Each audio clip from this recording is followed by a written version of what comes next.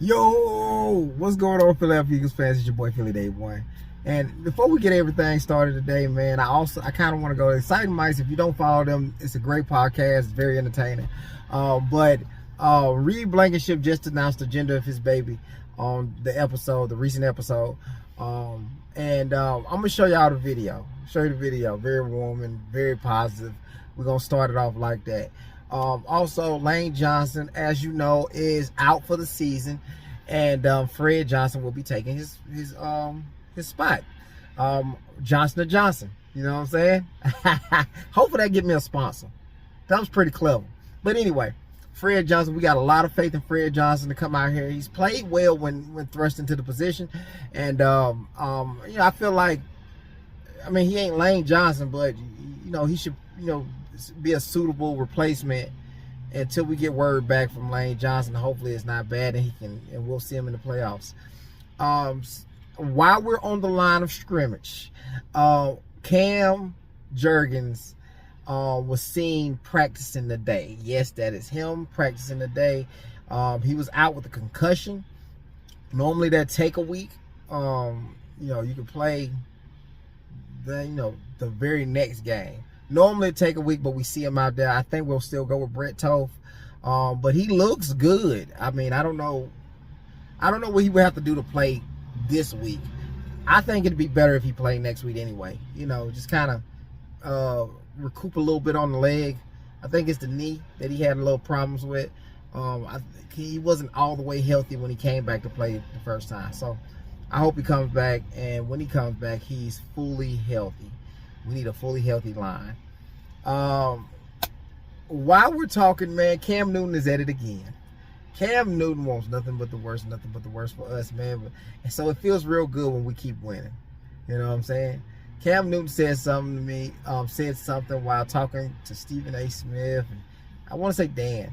I'm gonna give my opinion on what Cam said, but we're gonna watch the video together. Also, Jason Kelce wanted to get the Jason Kelce was asked if how we feel is justified, and he had a pretty interesting take on it. So let's get into it. Say I done fell many times, but I got back up. I've been drugged through the mud, like it ain't been enough. I'm still going, still going, still going, still going, still going, still going, still going, still going. Then I done felt so much pain, but I wanna give up, but I can't stop now, 'cause I've been through too much. I'm still going, still going, still going, still going, still going, still going, still going, still going. I am going to be a dad. Reed's gonna be a dad. Yes, and especially a girl dad. Yeah. Let's go. Let's go, baby. Juiced. You excited? So that's why I was dancing like that too, Of course I'm excited. I've been waiting. You've known for weeks now. Yeah, I've known for a while. Yeah. But I finally get to let it out. You're gonna have another human being to take care of, not just me anymore. I know. Maybe you learn some stuff. Kept it a secret for as long as I could, and once the boss lady gave me the nod, the go ahead, it's time for action. Girl dad. Oh boy. I know. I'm so happy. Gonna be wild. I'm juiced. It's gonna be wild. Yeah, Uncle I Coop. bet you are. Uncle Coop. That's crazy. Congratulations, man. He's having a girl. Uncle Coop. That's good. Reed said he's always wanted a baby, and he's got a girl. So congratulations, Reed. Man, congratulations. Let's get into the Cam Newton talks. Let's run the video. But to be honest with you, you don't get reports like this from thin air. They're coming from somewhere. And when you're talking about, specific details of that piece, is throwing in tight coverage, it really is in reference to when you think of a guy like Devontae, when you think of a guy like AJ, when you even really think about, your tight ends, tight spaces equate to what they refer to, as everybody refers to as a football term, chance man. Yeah. Just give me a chance. A.J. Brown is a chance man where somebody would somebody say a 50-50 ball? Well, when you got a guy like A.J. Brown, it's more like 80-20. And in some cases, it's 90-10. So when you're not getting opportunities to make plays, the frustration then comes to say, like, yo, like, we're an offense that is well and capable of producing way more. Are we winning the football games? Yes. Is it becoming a distraction that I'm voicing my opinion because I want to hold my team accountable and there's an expectation here to dominate? Yes. So that is something that you really have to take into consideration. And I've said it time and time again. The Philadelphia Eagles have been able to mask a lot of their insufficiencies because they have the ability, or they have been winning. Take away winning, and it's a muck down there. Okay. All right. That's the Cam Newton. Cam Newton says things, man, and pardon my French, I like Cam Newton. So I'm trying not to be mean when I say it or malicious when I say it. That is the dumbest shit I've ever heard in my life. Without the wins, we're a muck. Name one organization that do not win and they're not a muck. That is the dumbest shit I've ever heard in my life. It's like, I don't know who the hell is writing Cam cards. He need to fire him. That boy suck. Whoever that is who got Cam Newton coming out here talking like that, he sucks. And Cam needs to, and ain't nobody addressing it or nothing. They just letting it ride. Cam Newton might got help, y'all. Illuminati type stuff. He might got help. Because some of these takes on stuff is, he's a former player. So you would think that he knows the position. But some of his takes on things is just a little outright ridiculous. There's no team in the NFL that's losing and their team ain't a muck.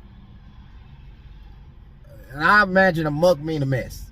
So, in other news, 97.5 actually talked about the schedule getting easier, which it is. We're going to be playing the Cowgirls, the Chargers, the Raiders, a Washington team. The schedule gets a lot easier here. And this is a good chance for the offense to try some stuff to kind of get some momentum into the playoffs, because this offense can get better. I keep saying this. It is tough to watch, but this is a rookie offensive coordinator. Guy has never called plays before. Never. Why we would do that, we can't even talk about that right now. We're here. We're here now. So this is a great chance for this offense to actually do something. Get something that work, and use that, going into the playoffs. So let me play the video real quick. The Eagles are about to play, as far as defenses in allowing the most yards, the 29th, the 30th, the 8th, the 11th, the 31st, the 22nd, and the 31st, because they play Washington twice. Things are about to get really easy. So the evaluation process is either going to be, this offense stinks because they can't move the ball against really bad defenses. Right. Or it's going to be, the offensive numbers are going to jump up and everyone's going to think it's fixed. Things are about to get a lot easier. And I do believe the numbers are going to explode. And I think we're going to be that's why I was yelling around yesterday saying there's no more excuses, right? The defenses that you're playing are not what Detroit threw at you, not what Green Bay threw at you. It'll be interesting, though. Like, moving forward, the Cowboys are not the Lions or Packers, right? The Chargers are not the Lions or Packers. The Commanders, as you mentioned, the Bears. Like, these defenses are not as good as the last two that you played. So if you hang your hat on, hey, they didn't put up many points because they played really good defenses, well, that goes out the window the rest of the way in the regular season. And hopefully you can figure out some things playing up against lesser talented opponents. Yes. Pretty much everything I just said. This is a great opportunity. We're not firing Kevin Petula. I know a lot of people, we don't like our situation right here because it's risky to have somebody run your business who used to work a 9-to-5. Is scary as crap. But he's been doing it for 10 weeks now. Hopefully this can manifest into something or morph into something really, really great. Because I've seen some of the things that he does is kind of creative. It's just, I see his creativity in the red zone. And it started early before we was getting all this flap. Hopefully he can kind of take that and make something big in these next couple of games. Let's get into the Fred Johnson talk. He was asked how he feel about being thrust into the position, and he said this.